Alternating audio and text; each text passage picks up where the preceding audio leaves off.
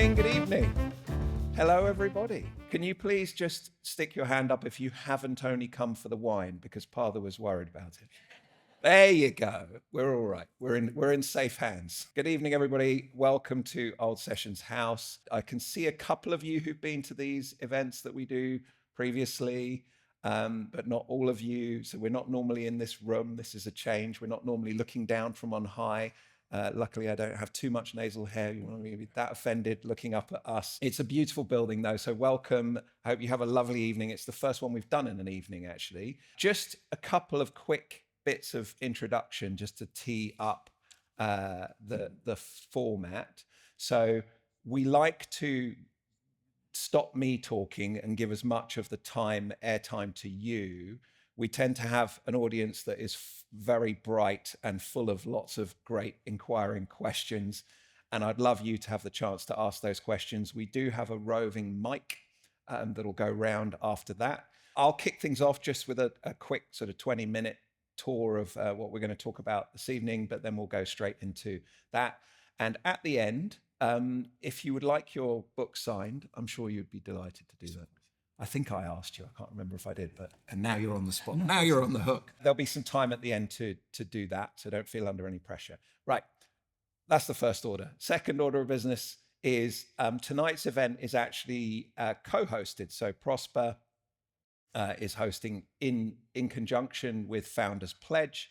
I'm not going to do it as half as much justice as Amal Ashry will in a second, but I am part of Founders Pledge. It's a very important thing to me personally.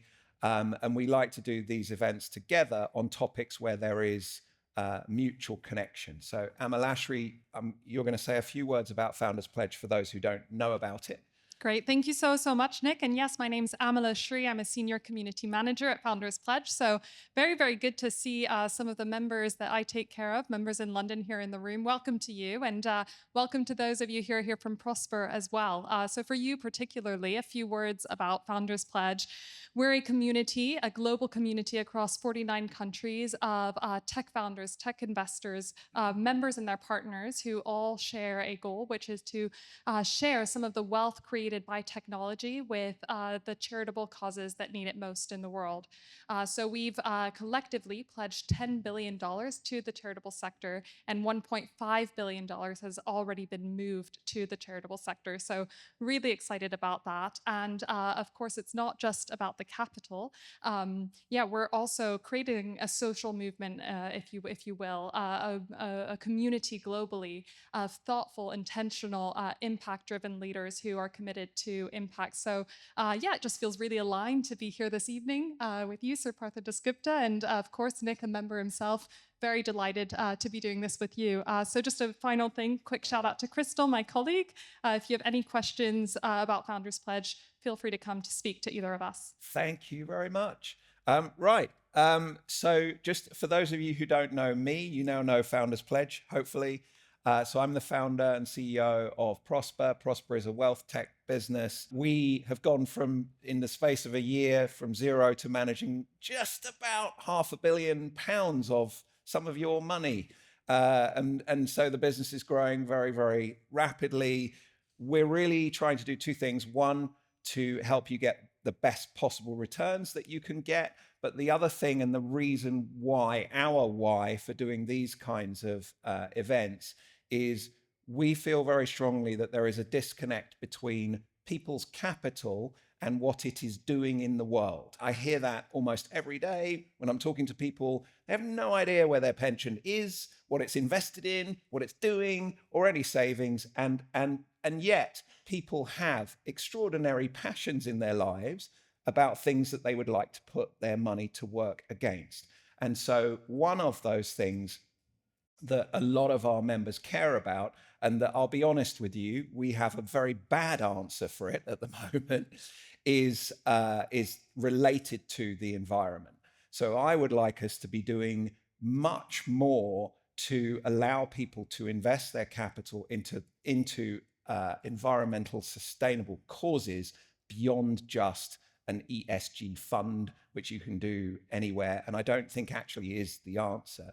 So that's really the journey that we're on, and it's what led me to spot this fantastic book called On Natural Capital.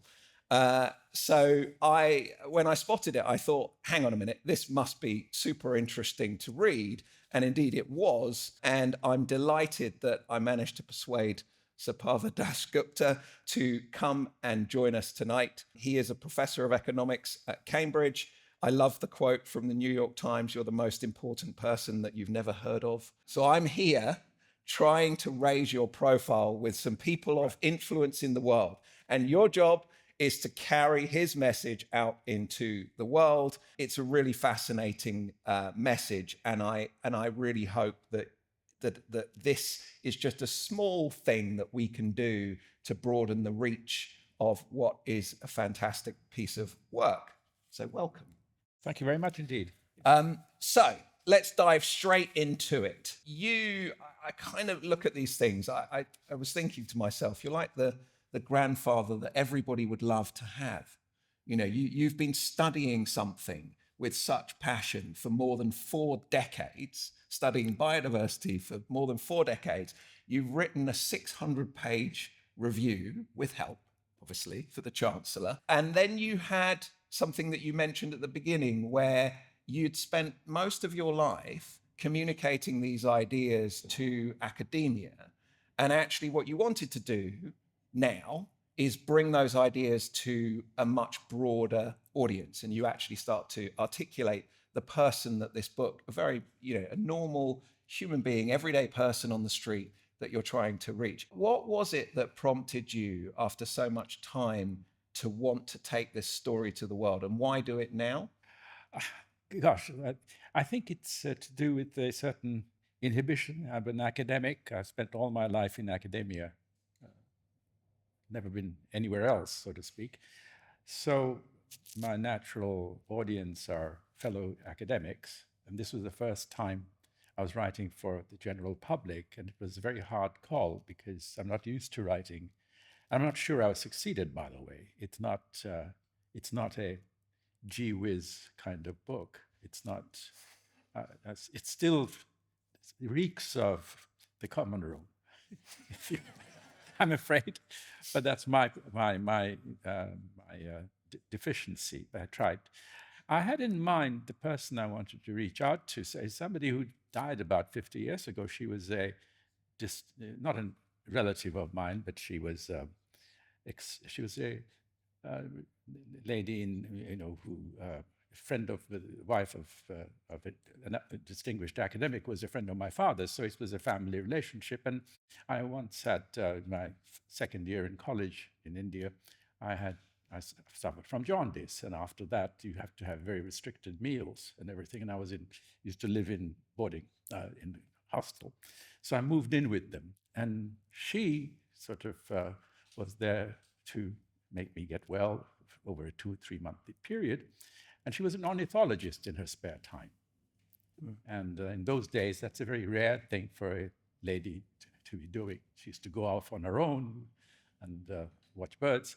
So I remember our conversations then, and I didn't quite understand why anybody would be interested in staring at birds from a distance. But she's the person I really was addressing. I had in mind, when you write a book, you do have somebody in mind or some type of person to write for. It's a very automatic thing, otherwise it becomes too diffuse. It's her I was addressing. And she was a non-expert from an economic standpoint. Oh, absolutely, yes. In fact, yes. Yeah. I don't think she finished college. Okay. Earlier generation. She had a very comfortable life, but she wasn't. But she was highly intelligent. For reaching that broader audience, we were talking earlier about. I was trying to think of a parallel, a good parallel as to what your story is and what I would hope that it achieves. And we talked about the collision of psychology with economics, and particularly behavioral economics, that came out and has been arguably very successful marriage. And it came out of a massive perceived deficiency in economics. And I think if you reading this book, the sort of core message that I felt that any anyone in society could easily understand, is that you felt that your own profession, which must have been quite a humbling conclusion to reach, but your own profession had just ignored nature. Yes, I think that's right. And now, to give a slight background, it's not a happenstance that it has been ignored. Two things we need to bear in mind, I think. First of all, most academics, most scientists, there are exceptions, but there are the rare exceptions who make it big. But the average scientist works on the latest paper that he or she has read and then makes a slight important move, and that's how science progresses. Some people call it normal science. Thomas Kuhn, in his great book, called it normal science. You step on the last thing that's going on. Certain topics are in the air, and papers have been published, and you are reading it, and then So it's very path dependent, because what you write is based on in the neighborhood of what you have read. Okay, so if something gets neglected, then it could, in principle, remain neglected for a long while, because an absent thing is not missed. You're building on somebody else's work, and you're not necessarily doing that. So that's the first thing I think I'd like to remind ourselves of. The second is that economics, there is a reason economics, until very recently, didn't entertain the biosphere in its grasp.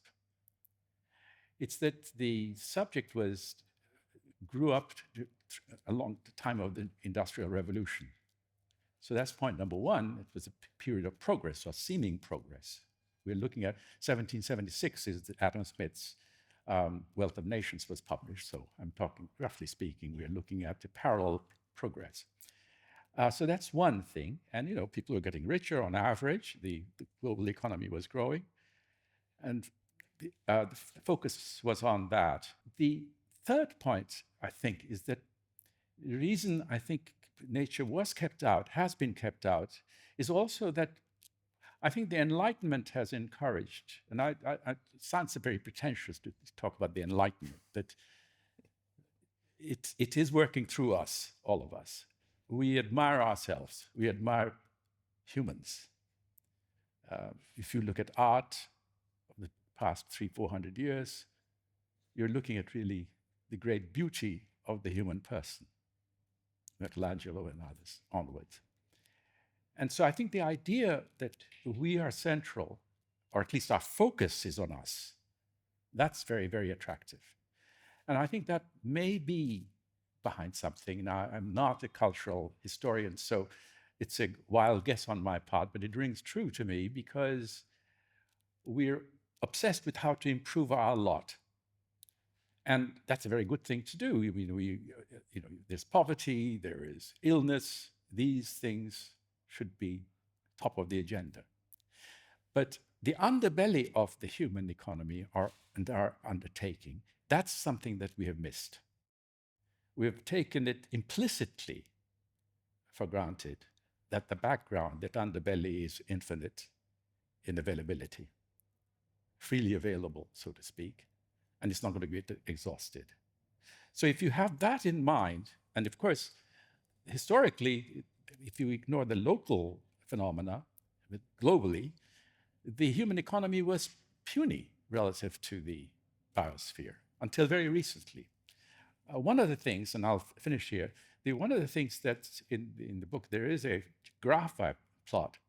If you regard GDP to be a reflection of human activity, which is as good a index as you can think for human activity, I don't mean welfare, but I mean human activity, then global GDP is pretty flat, subject to usual fluctuations, till about 1500. It started rising slowly. Global GDP now, averaged over everything.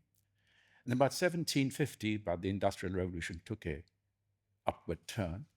But then, this is the thing that really surprised me when I was looking at the data, was 1950-ish. That's just a ballpark, it's the way to fix our attention. It really shot up. And that's corroborated in the data that you have, the time series you have on climate, on carbon concentration, carbon emissions. So that's mimicking human activity. So in a way, we've got a 70-year period, so to speak, post-war period, which has been unprecedented. And I don't think economics or my colleagues, economists, were really sensitive to that or picked that up to see what it might imply on what implications it may have on the biosphere. Remember, all the things that we are measuring were going up. Mm. The one thing we were not measuring was the underbelly. Mm. So the economic statistics, national accounts, are looking at GDP, employment, you name it.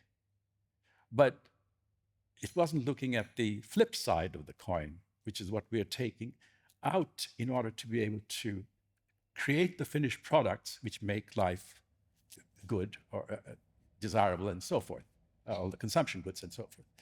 So I think that may explain somewhat why, for example, we have talk about GDP, but we don't talk about net GDP, net domestic product. G means gross. It doesn't take into account depreciation. And here, depreciation means now depreciation of nature, let's say. So in a way, our entire grammar has been directed at us and not the underbelly of what is making our lives good, and our attention is, of course, to see how those who aren't fortunate enough to enjoy the benefits that we are enjoying, how they can receive it. So we care about poverty, we care about aid, foreign aid, and so forth. Those are absolutely right things to worry about. But the costs of doing that, that's been missing. And my work, as you say, the last 40 years, that really does make me feel very old, but there we are, has been to do that, to unravel from the national accounts, what's missing in the national accounts, to try and reconstruct economics to accommodate the biosphere. So the fault is not economics. The fault lies in the way we have chosen to practice it. And I think that has been guided, influenced by what I was mimicking as the Enlightenment project, that we worry about ourselves and we don't place ourselves in the and that we are part of it. In fact, if you read this 10th chapter, the final chapter of my book, in fact, I would recommend that you work backwards. That's the chapter which I'm really pleased about, because it's the many things are missing in it. I don't have a grasp of how to think about it. But it's very hard to actually even define the human person. We think that we know what we're talking about when we talk about, say, Partha Dasgupta. But in fact, and you might say, well, here he is sitting out there. What's the big philosophical problem?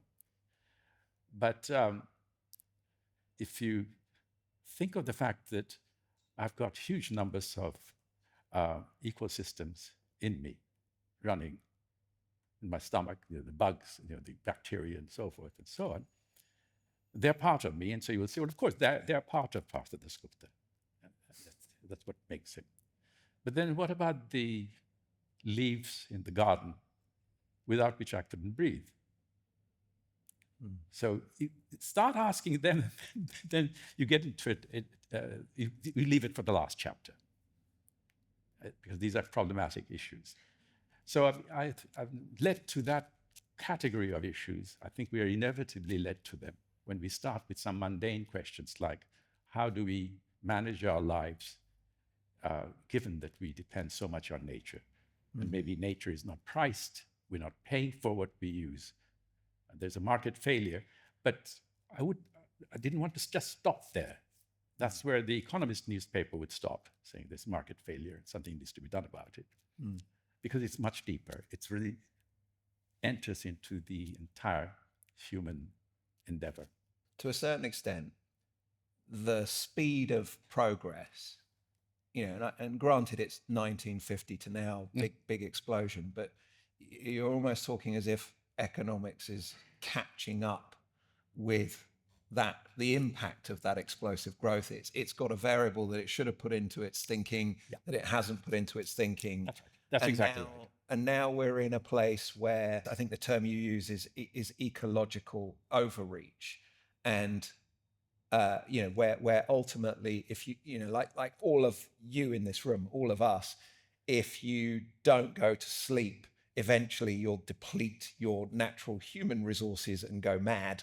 The environment, the point in here is, there is a replenishment rate that nature can give, but because we've so rapidly grown our demands on the planet, we're now at a place where, and I like I like the fact that you put the word sustainable in front of supply, because you're basically saying, normal economics, not all of you are economists, talks about supply and demand, and price is the thing that equalizes those things. But if you haven't measured what sustainable supply is, you're not pricing. So the whole system doesn't work. That's right. And so how do you see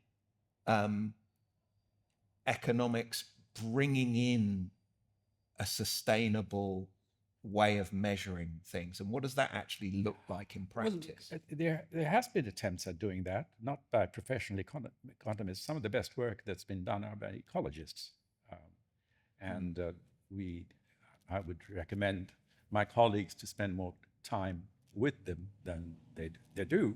I happen to spend a lot of time with them for historical reasons. Some of them are very close friends. So there are ways of estimating what we are taking away, the stuff that we harvest from the Earth system. And the gap between demand and sustainable supply is substantially large now. The estimates are. That is, the ratio is about 1.7 or so. So, if somebody said that we need 1.7 Earths to meet our demands on a sustainable basis, that's what it means. Okay. Now, I should say, first of all, that although we're talking here at the global scale, but local communities have suffered resource exhaustions since millennia. There have been. If you read Jared Diamond's wonderful book called Collapse that came out in 2005, I think, that was his intention. He wanted to show how civilizations have disappeared, which we knew of their disappearance. What he wanted to do was to try and see why did they disappear. The Mayans, for example, was one example that he had. And their disappearance he traced to land management and water supply, land mismanagement and lack of water supply, exhaustion of water. Now, there may be other things. But on the other hand, prehistory is easier to study than contemporary world, because prehistory leaves markers, signatures, which you can observe. Whereas there's so much information now, it gets buried. But the things that really persuaded me that the economics wasn't picking up, GDP was not picking up these destructions, came really from earth scientists. There's a wonderful paper published in 2015, I think, in Science by a group of earth scientists who looked at ice cores and residues in soils to see the refuse of the human activities in them. And they also found the kind of huge, the hockey stick that you were mentioning elsewhere. So there's quite a diverse set of approaches which are leading to pretty much the same story, which is that at the global level, we have overreached. And we are doing that because we are not pricing the goods. We don't pay for what we consume. So that's the bottom line, is we should pay for what we consume. Okay, that's the starting, but then follows the 1,000-page treatise that needs to be written as to why we are not doing it, and how to estimate it, and what institutional changes need to be brought in order to make us pay. And when I say payment pricing, I should say, please don't interpret that as do you actually hand over cash. When we are prohibited from doing something, we are paying, because any constraint on a use which is either through prices or through quantity restrictions, regulations, or social norms of behavior. You don't do this. Those restrictions I'm including in the pricing. Yeah. So it's not this is not a story of saying let's get the markets right. Many of them not going to be markets, going to be social norms of behavior, other forms of institutions, and that's a huge literature on that as well. But we haven't learned how to manage that, and that's You gave a simple an example that was quite cut through to me, at least, of a way of extracting an economic rent, if you like, from somebody who's just using resources on the planet for free. And you talked about freight, shipping. yes. Lanes. So that's exactly right. I was looking at ways of raising money, because everything that you read when you read about the environmental questions involve costs. And eventually somebody could come and say, where am I going to get the money for this kind of mammoth undertaking? And most politicians worry about that. And yet, so I was looking for ways to see whether there were untapped resources the global economy is. And one which I can give you immediately are the oceans, the open seas. You have something like $10 trillion of merchandise sailing across the open seas each year. And nobody's paying a user charge. There's no user charge for it because nobody owns the oceans. Now, never mind the environmental costs. I'm not talking about just the fact that that's a resource. And the global community can say, that's ours, it's ours for using. Somebody ought to be charging for just the freight charge. And if it's a $10 trillion a year, can you imagine how much we could raise? Suppose you charge 5% on that. We're looking at big money. And that money could be used to buy off Brazil from destroying this payment for ecosystem services, all the stuff that we want to do, but we say we don't have the money. But we could, in principle, I think, raise quite a bit more. That's just an example. And I dare say there are other assets which we are using, but nobody's charging for it. And we are losing the ability to maneuver ourselves through this treacherous terrain where we are seriously undermining the biosphere, and future generations will pay for it. Not next one, not the next one, but in due course, it'll happen. Do you feel like, coming out of your work, you've got quite clear recommendations on things that we could do, but obviously a lot of those things require institutions to actually execute on them, and probably require everybody in this room to be active in democracy voting to make sure that. I have a good deal of interest, and in a previous round of work I did 10, 15 years ago, I spent a good deal of time on the notion of social capital, which was quite a term that anthropologists introduced, and the way communities have managed their resources. I don't mean modern urban societies, although we do, but I mean traditional ones. And there's a rich literature on that, and how the tragedy of the commons was averted by many, many societies because they had rules of behavior.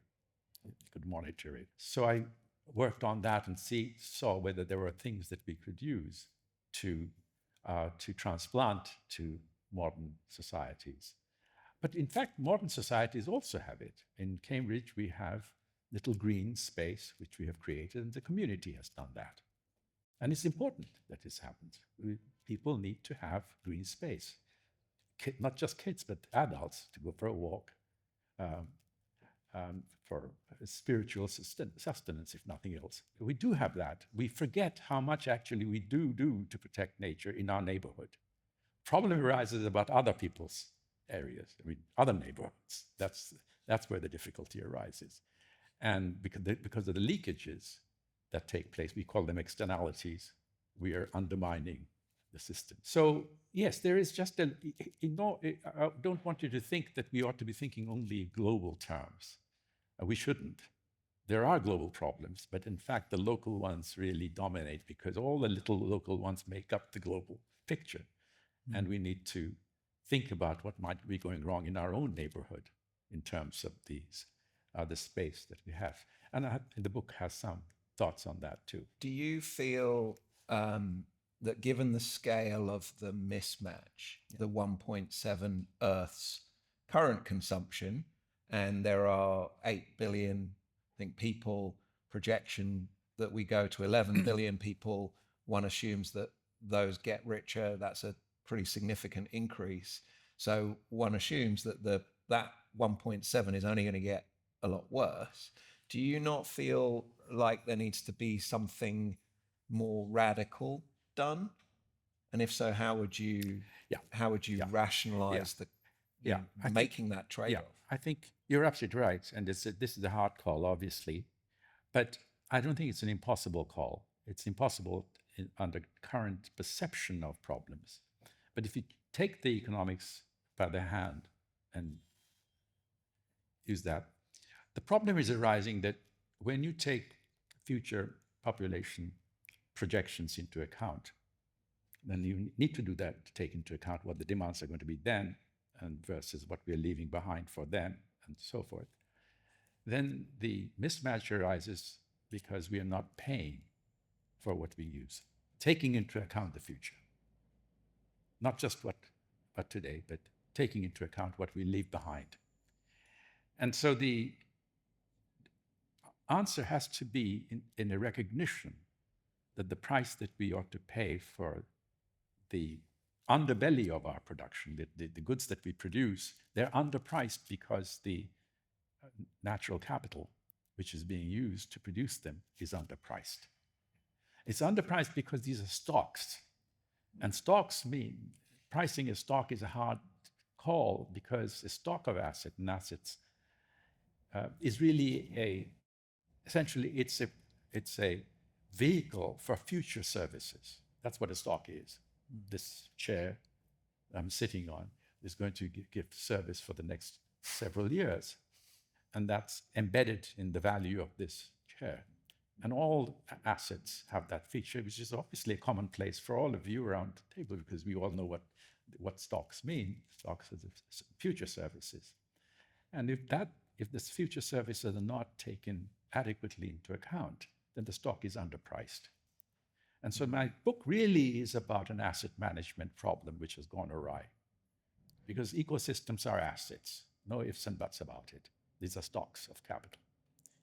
And stocks make us very uneasy because we're used to flows. We can feel the flows. That's why GDP is a flow. We work on GDP. It's so many dollars per year. But flows are useless. Flows don't tell you anything about what lies ahead. It's stocks which do. The existence of this tells me what possibilities there are for sitting at this point in the future. But the fact that I'm sitting on it today, that flow doesn't tell us anything. It could be that this is a very rickety chair, and the moment I get up, it will break apart. So you need to worry about the stocks. So the book really is about stocks, and we economists ought to be thinking of stocks, and particularly natural capital. Naturally, that's the thing. It's the underbelly of all of our activities, but for some reason we have focused on the stocks which are just limiting in their coverage, which is produced capital, buildings, machines, and so forth, and human capital. We talk a lot about that, education, health, and we should, no question about it. But these are all epiphenomena. The real phenomenon is what's allowing us to actually create the human capital and the produced capital. And that, I'm afraid, is missing in much of economic discourse. I mean, when was the last time you read a text in The Economist or anywhere in the way that we're discussing here today? It'll always be anecdotes and footnotes. The Economist, for example, will have accounts on the environment, but there will be always anecdotes or examples of things that have gone wrong, and they can be therefore patched up. But it's a lot more complex than that.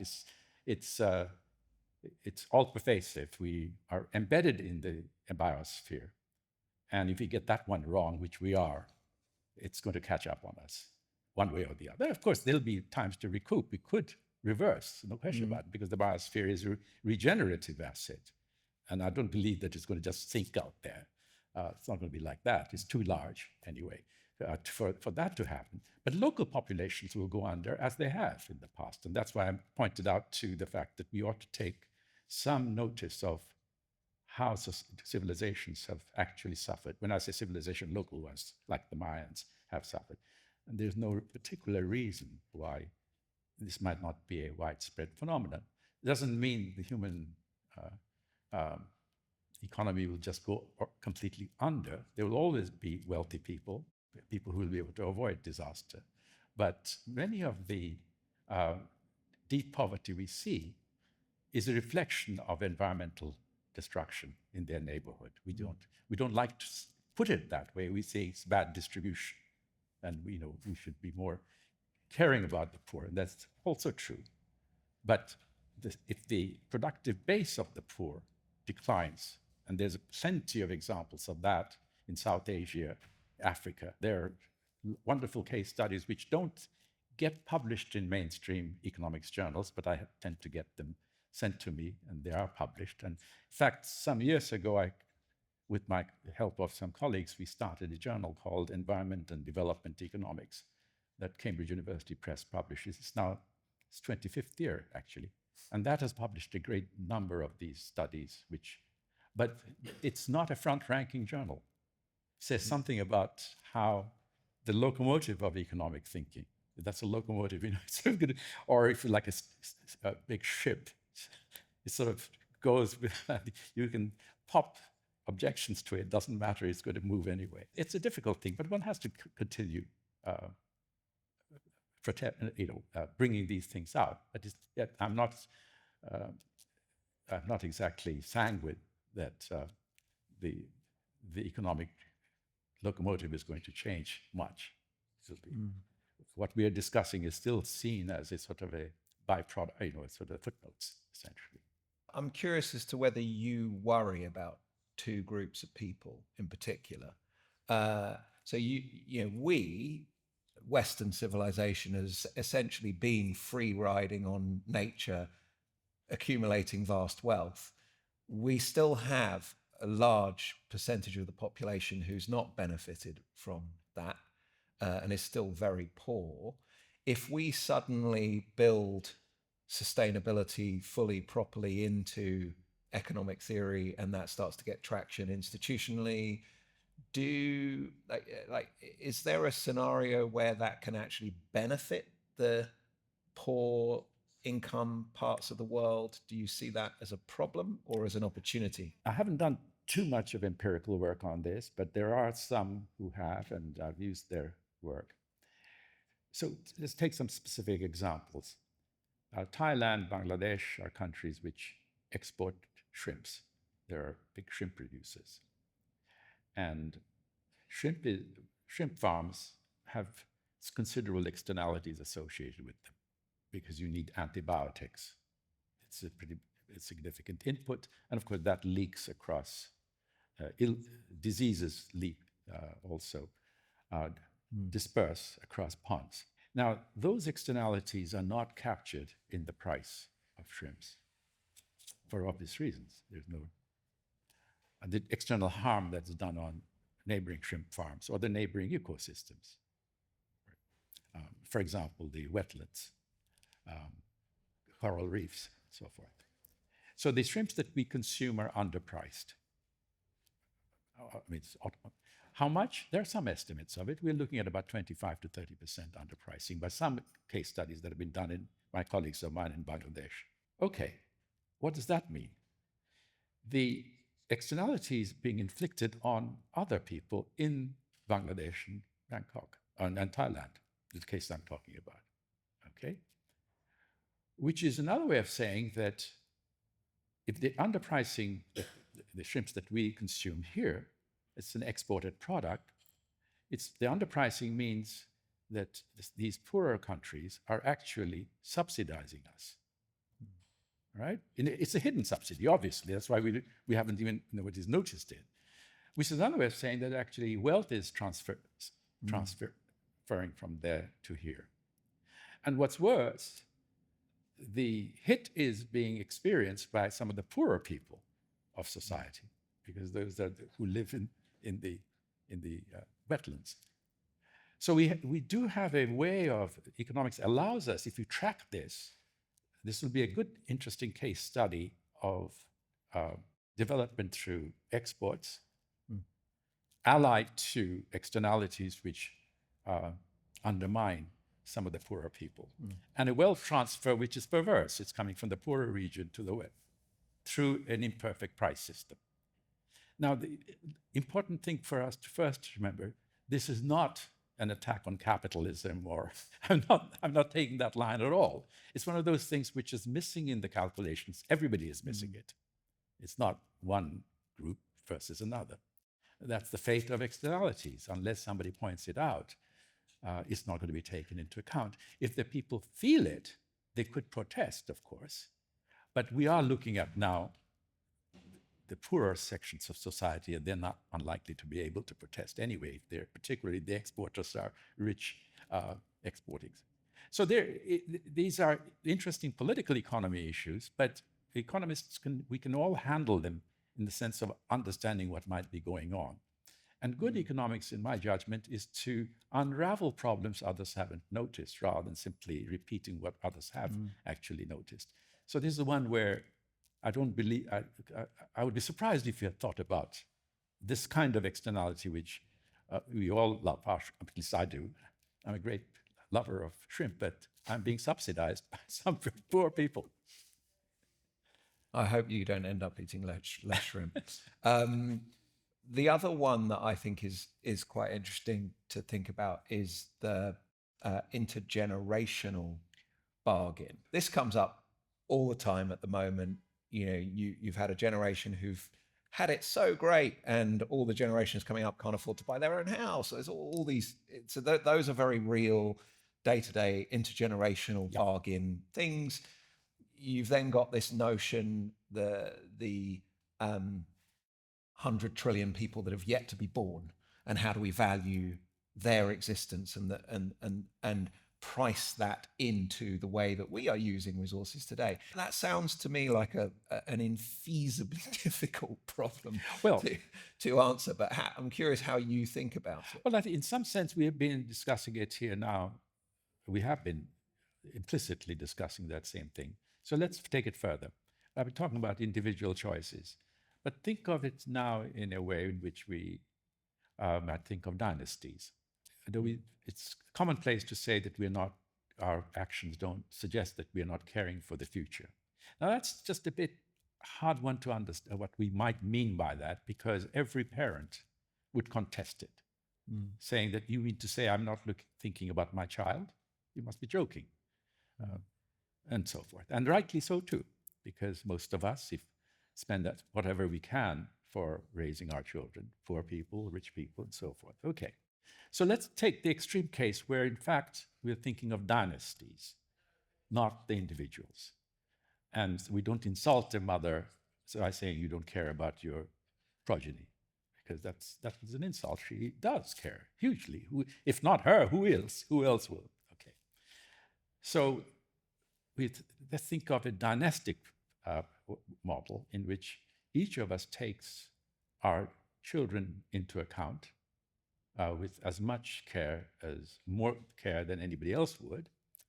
And if we're rational, we want to talk about our children's well-being, which includes the well-being of my grandchildren, or their children. We may not explicitly think like that, but we implicitly do when we say we care about our son's future or our daughter's future. That includes a picture of her life as she progresses, or he progresses, and that will include his family and so forth. So the dynastic model, I'm still wedded to it in the sense that otherwise it's hard to say. It can easily say, well, we don't care about our grandchildren. Well, that's hard to take for the reason that we do care about our children, and if we're halfway smart, we will take the grandchildren into account by recursion, and then great-grandchildren and so forth. Okay, so let's suppose, just for the sake of argument, that we got rational parents, and then each is concerned with the dynasty. The problem, and that's what this book is about, is the fact that I may not care about, or my dynasty may not care about your dynasty, and your dynasty doesn't care about my dynasty. So now the externalities are across dynasties, not people, individuals, so to speak. And everything that we've been discussing here translates into that. So we could still be ending up depleting the biosphere's ability to replenish adequately, even though each of us cares about our own dynasties very, very much. Yeah. So in a way, this kind of analysis I think, is useful because it takes us away from the idea that we don't care about the future. We do care about the future. The problem is whose future? And it's the dynasty's future. And if that's the case, then we have a problem exactly of the kind that we've been discussing all evening. It translates. Very interesting. Very interesting. You must have loads of questions for us. So does anybody... Yeah, we've got one in the middle here. There's a microphone coming your way. Thank you very much for a very interesting talk, both of you. I run a nature investment company that helps communities to buy and manage land for nature recovery. So we are working to make nature investable. Now, there's a couple of ways that could play out theoretically. One is that we kind of judo throw capitalist economics. So what's that again? Judo throw. So throw it out. Using the force of an existing system to turn it from a negative force into a positive force by showing that nature recovery is investable, is an asset class, and is a profitable and attractive asset class. The other way that it could go is that we tokenize nature speculatively, and we essentially create monopolies, great winners, great losers, and nature is the subject of that. So I'm really interested to know how you think, whether you think we can trick existing economics into being positive economics for nature and to price in nature, or whether we need to regulate it. And there are good examples for that in the political economy, like the Wellbeing of Future Generations Act in Wales, which has been now copied in over 50 countries around the world. Very interesting. I'm not sure I can answer your question, but let me give you a parallel story which brings the asset management concern that you just now mentioned clearly. I think I have it in the book, but the simple, efficient capital management rule is that the rates of return, inclusive of capital gains or losses, should be equalized. If you hold a portfolio, then you would be silly not. An efficient portfolio will have an equal, risk adjusted, of course, rates of return on holding the assets to be equalized. And if those which are lower, then of course you don't invest in them. That includes capital gains, of course, because it's not just the yield, but yield plus capital gains or loss. They should be equalized. Now, here's an example of where we are really going through, and I think we need those examples more and more to see how to fix it. It's not for me, because I'm not well enough educated to be able to do that. But the example that I have is of the Ganges River. And the reason I use the Ganges River is that there was a Ganges cleanup program some 25 years ago. A good deal of money was spent in cleaning up the Ganges. And in order to do that, cost-benefit analysts trying to estimate the benefits to people of cleaning them. So they went did sort of absolutely kosher research, which was to go and ask willingness to pay for a better quality right along the Gangetic Plain. Now, it's a pretty expensive piece of research. And then, given the costs involved, and that was supplied by the government project report, they found that the return would be something like 15%. Internal rate of return was 15%. So it's a pretty good investment. Let's say government bonds yield, just for the sake of argument, 5%, just for the sake of argument. Now, if you have a asset whose handling of it would, 15% internal rate of return, 5%, it means that if it's efficient, if you're managing these portfolio efficiently, then the Ganges value, the worth of the Ganges in terms of cleanliness, should be declining by 10%, 15% minus 5%. But that's quite absurd because the Ganges is deteriorating in quality. So in fact, relative to income, its value should be going up, not down. So it tells you immediately from the asset management problem that we got it completely wrong and that it really now needs to.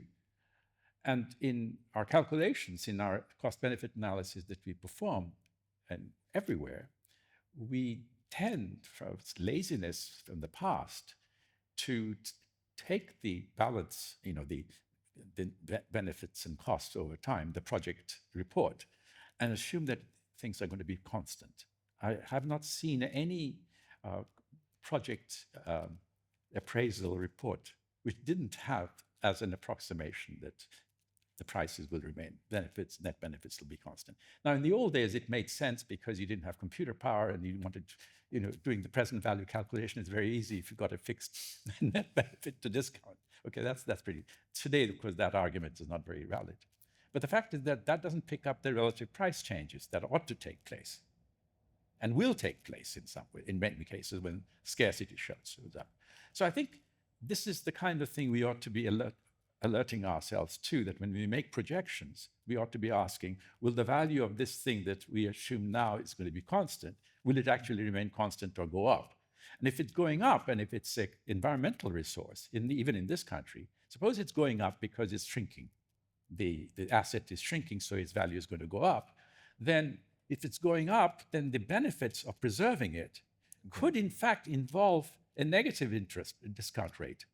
Because if the value goes up faster than the rate at which you're discounting income, the social rate of discount, if you like, that you're using, then of course the benefit side is blowing up rather than shrinking through the discounting factor.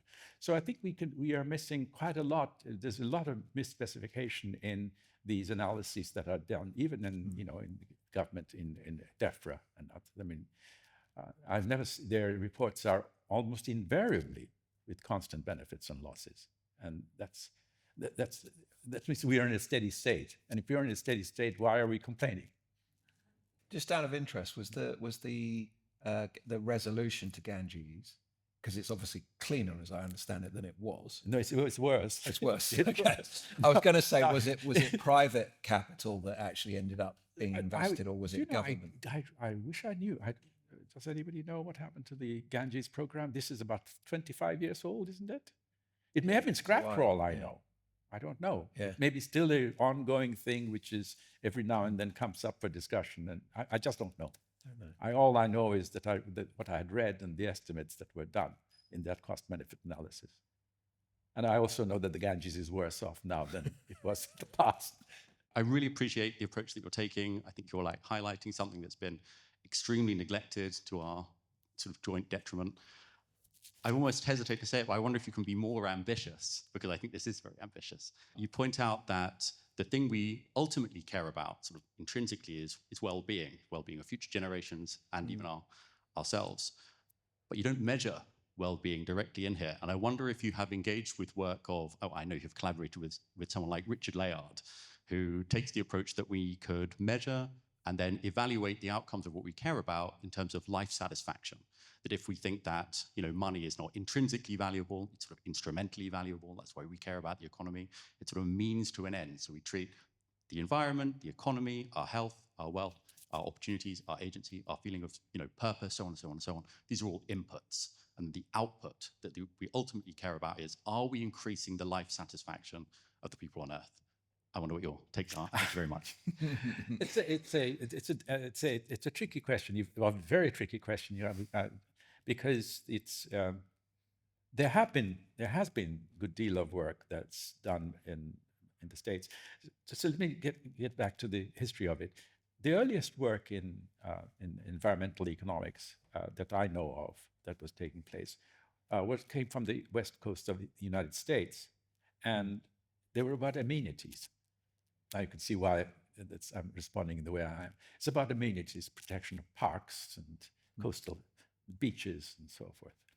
And the standard ways of doing that was that they invented it. It was invented by some very clever economists, was to ask people how much you're willing to pay. That's called contingent valuation method, to elicit the value of these essentially public goods. They're there, and there's no market for it, nobody's charging for it, so you will go and ask, how do you value it, and then put it in for cost-benefit analysis. Then there are other techniques. For example, travel cost is one which has been much used, which is how many miles do people actually drive to view that object that's seen, and from that you try and estimate how much they're willing to pay.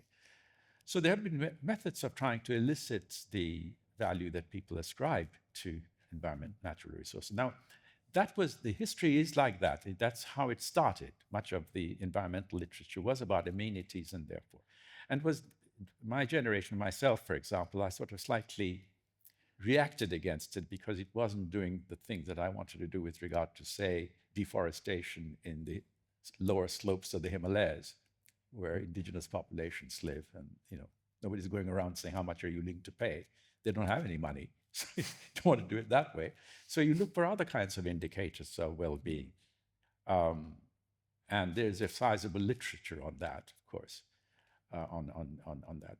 Now, there is a theorem, and I can't resist mentioning to here, because I proved it with a colleague of mine about 25 years ago. It's the World Bank now runs with it, it goes like this. Well-being, you can do it through questionnaires. How do you feel? Your life satisfaction. There's a rich literature on that, by the way, as you probably know, across. So what makes for a good life? Is it income? Is it relationships, friendships, and so forth? So there is sizable literature of that, which hasn't really been integrated with economic analysis as much as it should, but at least is there to take. The ones I thought of were quality of life indices, which like health, education, and so forth. So they were coming in through a back door, so to speak. And now I think I'm reverting to the sense for in richer communities, I would go for the former, that is the former take. How's your well-being? What is, for your mental health, green spaces and so forth. There is a sizable literature on that now too. Pulling them together is a hard thing. I haven't seen that happen yet, and I certainly haven't got the expertise to do it, which is why I haven't. I've basically taken the notion of well-being to be how people respond. So the theorem that I mentioned just now is the following. It says that if you take intergenerational well-being, if you have some notion of intergenerational well-being, it doesn't matter what it is. You could be utilitarian, in which case you have a well-defined notion of doing that, starting from Frank Ramsey or before that, the philosopher Sidgwick. And most of economics goes along that line, a utilitarian view of what constitutes intergenerational well-being. Today's, tomorrow's, and so forth and so on. Collapse them into an aggregate and then measure it in terms of that. And you ask, are things improving in terms of that well-being? Now, the theorem says that that is equivalent to asking whether, as you move through time, wealth is increasing. Now, wealth here means it's inclusive wealth. It includes all the capital assets, including natural capital, of course. That's why I'm mentioning it. What's the connection between wealth and well-being? It's the prices that you use to value the assets. That's where the connection is. Because the prices are not going to be market prices necessarily. They'll be shadow prices or social prices. And they reflect the worth, social worth of these assets at the margin. And social worth is in terms of how an additional unit of that asset is going to contribute to well-being across the generations. So that theorem is a very robust one. It's a but it's useful because it means that you can, it matches the ends with the means. Because wealth is sort of means to ends. But the ends are human happiness, let's say, or utility. And the theorem is basically saying that you could either measure the ends or the means. Doesn't matter. If you measure the means correctly in terms of the ends, then you're away. And since you do have apparatus for measuring the means, asset pricing, the theorem is useful for that purpose. But again, as I say, natural capital will be an ingredient in that, a significant ingredient. So if you're missing natural capital, this theorem is of not much use. except he's going to tell you that you're misleading by looking at wealth. So we call it inclusive wealth. Now, the World Bank has now moved. They have an annual report, inclusive wealth report. Started with the United Nations Environment Program. Now the World Bank does it as well, and across countries to see whether wealth is increasing in various member countries. There are 170 countries or not. So it's just started, about 10 years old, that literature. Fantastic talk, really interesting in what you're saying. In 2020, there was a global event, which we all might remember, which caused us all to get off the sustainability train, if you like, and look around and realise there might be a different way. And I noticed your review to government coincided with the back end of that. And then that was over, the pandemic was over, we all got back on the train and we all took off again. And the economy then went pop because of that and other events. And we all began to worry more about heating our homes and paying for our food bills rather than some of the issues that you raised in your review. Do you think that the governments have responded to that and they are focusing more about, in my mind, economic short-term gain over long-term sustainable economic short-term pain, shall I say, as compared to sustainability long-term pain?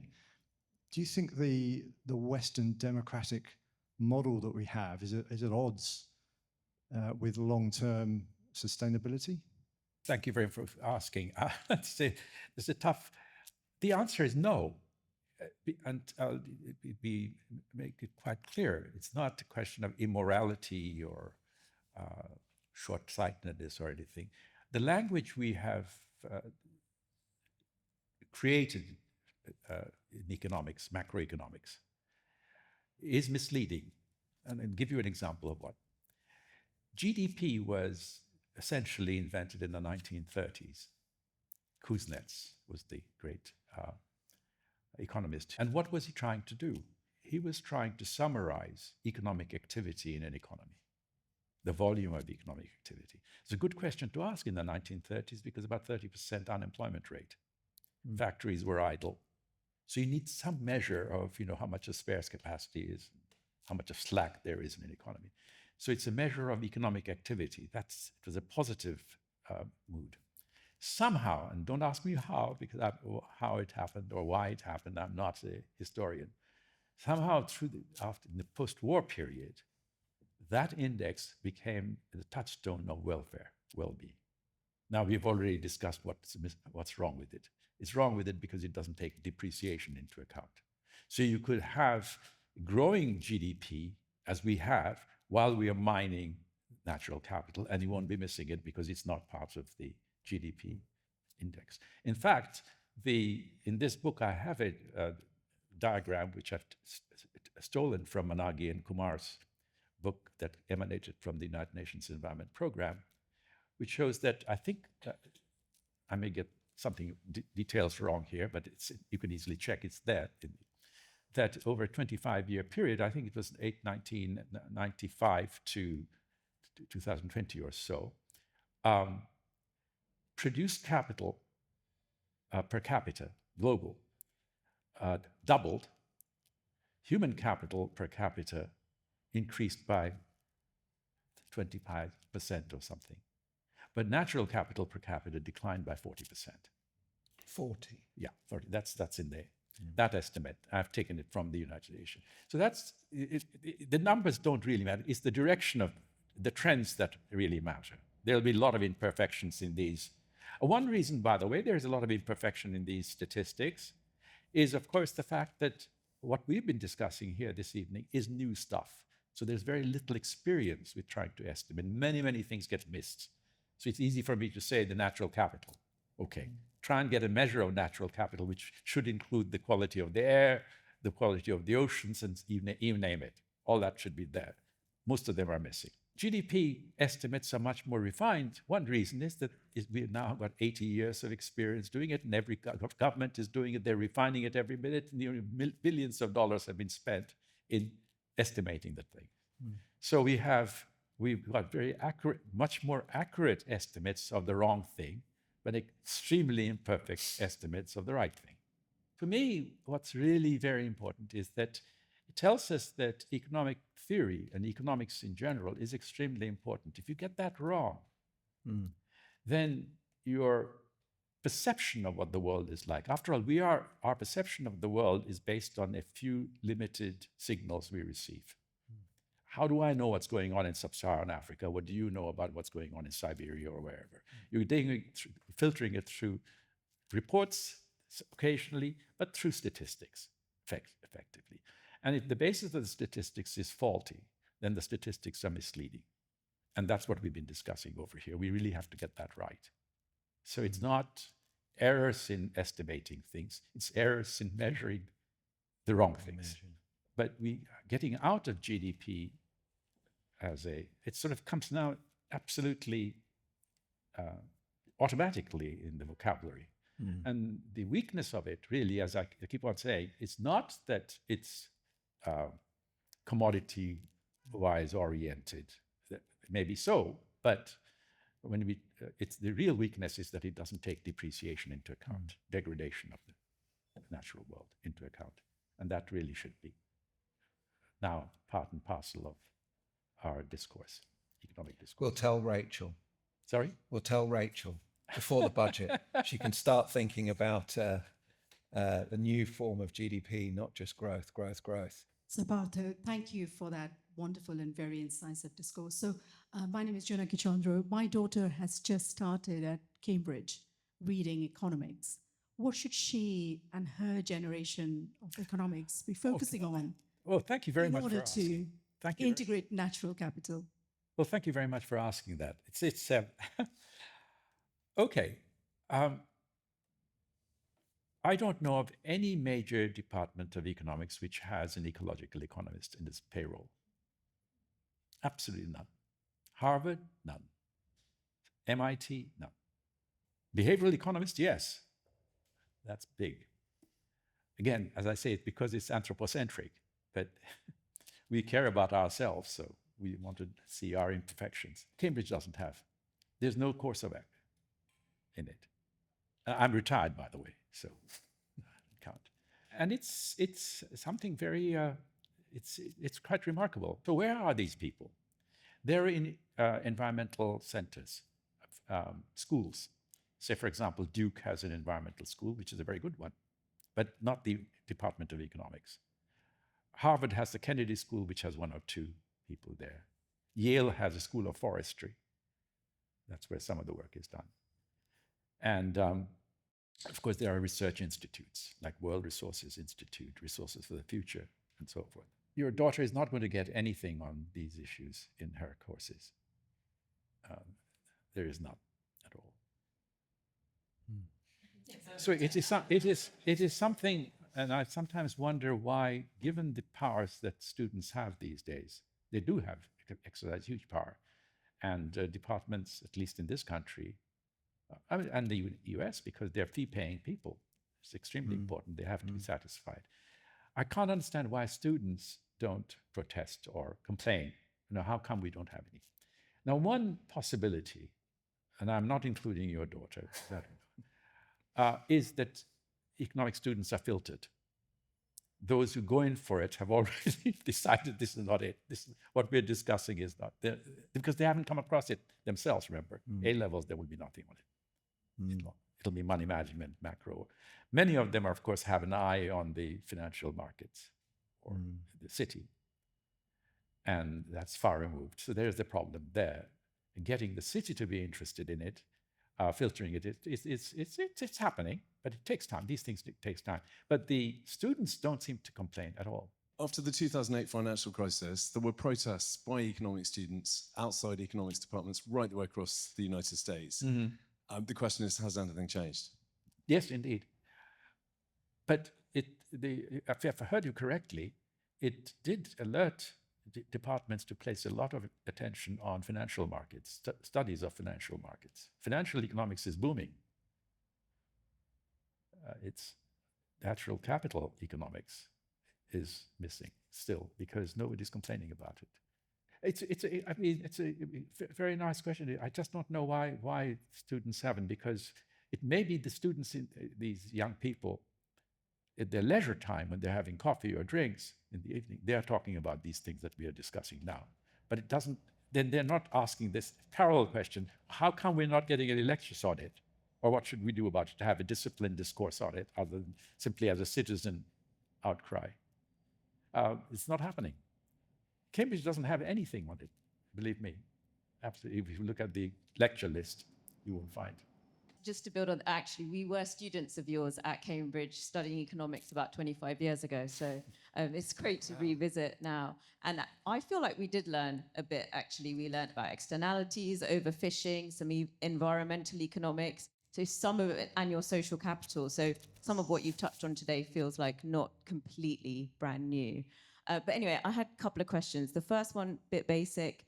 What about carbon accounting? Does that do some of this? Does it make some attempt and is relatively adopted as a way of trying to do some capture? Yes, of course, absolutely. And it's quite a perfectly good thing to look at, because if the carbon is a source of a problem at the margin today, it wasn't so 500 years ago, but today it is, then the shadow price of carbon will be lower than the market price and possibly even negative, actually taking all into account. So yes, very much so.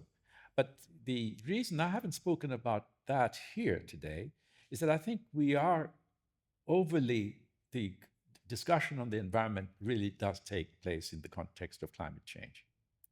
So much of it. And every now and then people even nowadays say, well, there's climate change and there is nature.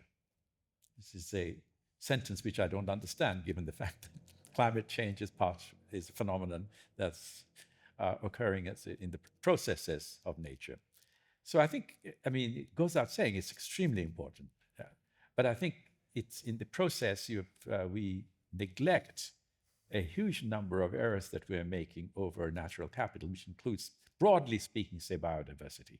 Species extinction is taking place now at a furious rate, 1,000 to 1,000,000 times the rate of over the past several million years.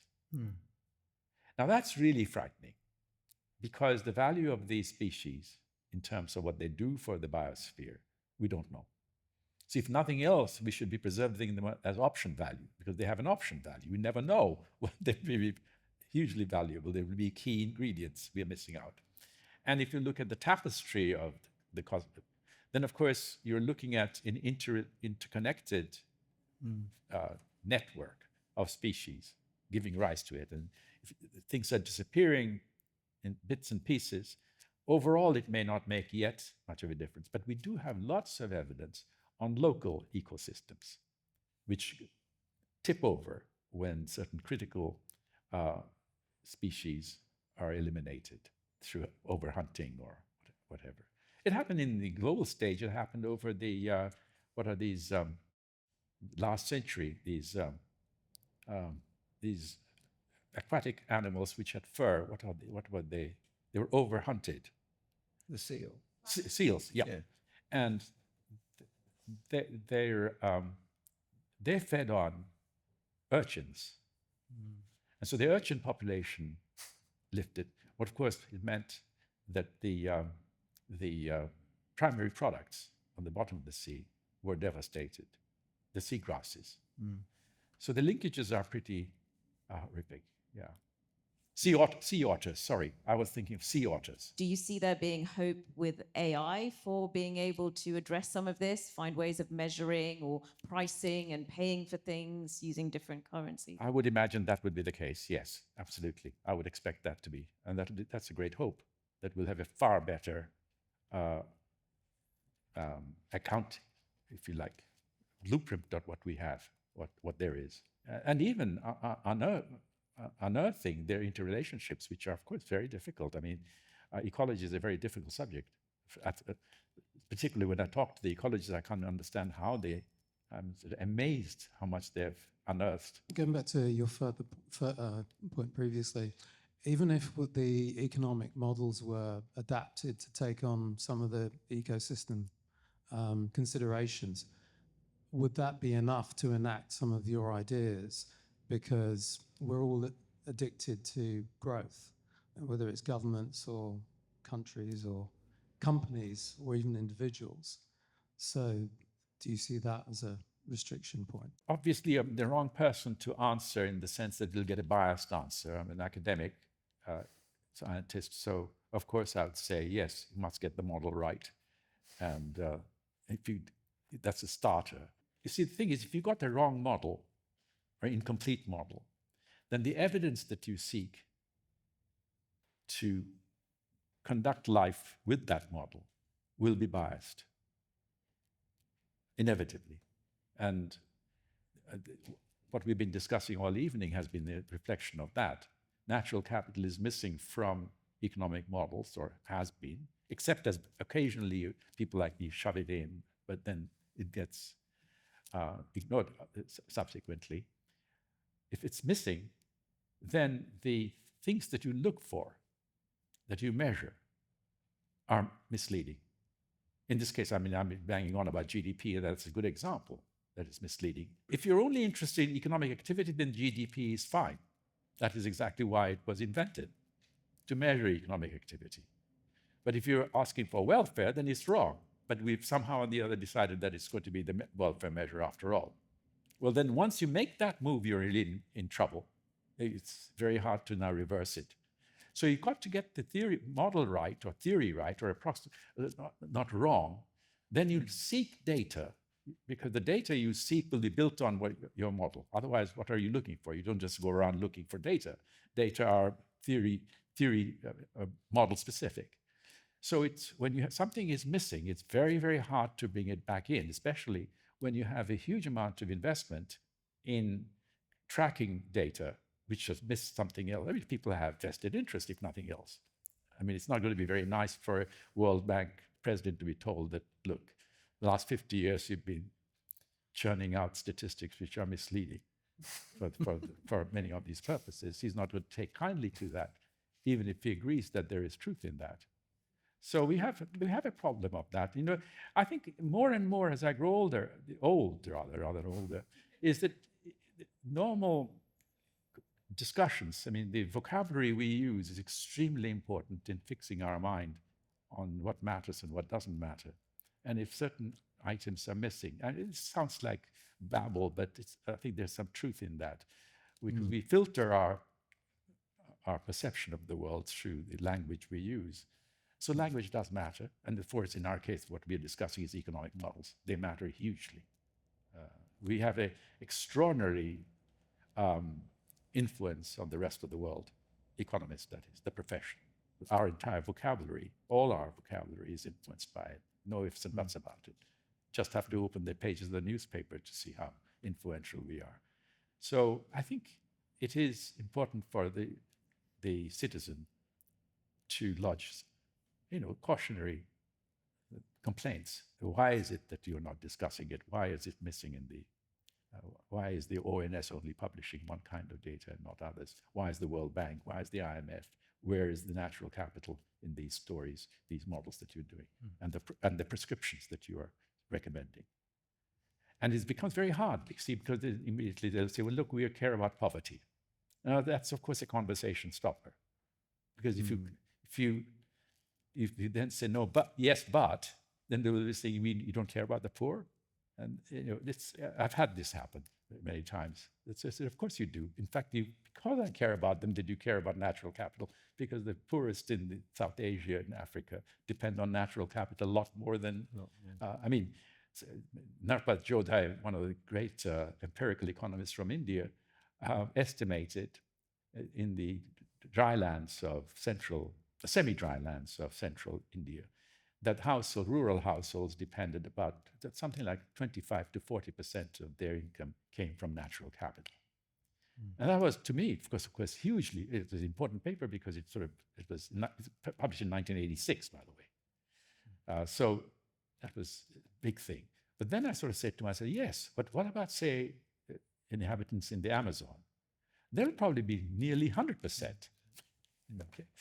So then picture changes a lot. And one final thing is that once my review came out, I received a very moving envelope So the envelope was it didn't have the addressee's address. So when I opened it, it came from the United States, no, Canada, sorry, Canada, because I could see from the postage. There were 3 photographs, huge portraits of, I guess, chieftains, tribal elders, not chieftains, tribal elders, and a little shell with a hole in it. And it came, I think, from a tribal community. It must be, but there was no, I couldn't respond to it. I couldn't write because there was no, I like to think it was to thank me for the review because I spoke quite a bit about indigenous populations there and their dependence on natural capital. So, we go through life all sorts of unexpected encounters, and I do think I wish they had sent me a return address. I'm a landscape architect, and it's really lovely to hear you mention green space for the first time in a Prosper talk, unfortunately. But I'd really like to respond to this lovely story about the envelope, because my comments were about value systems and societies and how we have changed from that tribal, indigenous, really deep appreciation and understanding of nature and how you share it out, to our current situation as we've globalized and urbanized and we lose our connection to nature, we lose our appreciation of the value of resources and therefore their equitable distribution. And the report out, I think last week or earlier this week, was about Britain being the lowest ranked country in the European nations for connectedness to nature. So we've lost this idea of being able to use our outside spaces and the natural world as a personal resource. So how can we therefore share the abundance of natural resources unless we can somehow have this new PR exercise to change our value system to allow people involved in spending lots of money, for example, on the big infrastructure projects that I'm involved in, to really use that spend to work out how to use natural resources in the best possible way, which is not what's happening at the moment. Well, these are impossible questions to answer, but it's absolutely possible question. No, possible questions for us all to think about. It goes without saying, this must be going through all our minds. Absolutely essential, what you're asking. So let me give it a whack, at least the way first cut into it. I think one reason we have lost, I mean, we could use urbanization and so forth, but that's the epiphenomenon. The real phenomenon is the fact that we are mostly consuming finished products. So we don't know what's gone inside it. So if our young were told of how much water is consumed for producing cotton and the resources that are used to have a cotton shirt, then gradually you might think that they're more valuable than they seem, and you don't want to discard them just because they're not the latest fashion or something like that. So there's that class of issues. I think the fact that we are at the purchaser end of commodities, that we don't see the production stages of production which led to the product that we are buying. That's for sure. I mean, that's true with all of us. Whether it's food you're buying, you don't know where it's come from. I mean, there's a whole bunch of things that you're told that it's sustainable and so forth. I mean, they're meaningless statements, okay? Or caloric content, because we care about our health. So you're given a huge list of things that you care about. But you don't know the processes that led to the goods. We take finished products. So the more we are at the top end of at the consuming end, the more detached we are from the processes that lead to it. If you're in a fishing village, and as I have been, I spent 2 weeks in Tanzania in a fishing village, and there, every child knows what's going on. And he knows when you can fish from this part of the coastline and when you can fish from that coast, and when you don't fish, the spawning season and so forth. We don't have to worry about those things. They're all filtered through the market transactions, and we see the finished product. So to answer your question, I think I'm on the right track in thinking that the reason we have lost is that we are really looking at finished products. We don't see the production stage, and therefore we don't see the underbelly of the goods that are. Now, good economics will tell you, look, if the price system were working well, it wouldn't matter. That's one of the great contributions of economics has been precisely that. An ideal system, because then you can see what might be why things are going wrong. Because you have a picture of the ideal system. If you really do have an ideal market system, everything is priced accordingly, then we wouldn't be worried about what's happening. It's done for us. That's one of the great achievements of economics, by the way, the understanding of the ideal price system. It was done in the early parts of the 1950s is when it was done by people like Kenneth Arrow, one of the great social scientists of our time. But the reason it's an important theorem is that it tells us how to identify what's going wrong. Prices of something should be a lot higher in order to identify the manufacturing processes behind them. But what seems to energize consumers more is what could be priced really low so that they consume more of the right things and less of the bad things. But the profit motive means that fewer things are priced really low, and everybody's looking what they can add on to a low price good to get more profit out of it. So it works to a degree, and then that human nature thing kicks in. And in a way, it's about how do we find those levers to overcome those, very human responses to economic problems. I think you're right. I don't want to disagree with you as the passing shot, but it seems that economic model has got some issues with it.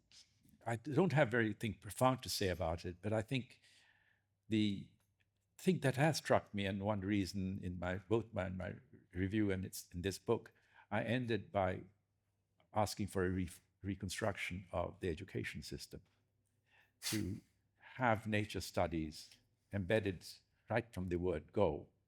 Because in some sense, of course, as an economist, I'll be talking about prices, goes without saying, but I'm not a fool either, in the sense that it's not going to be there for us to.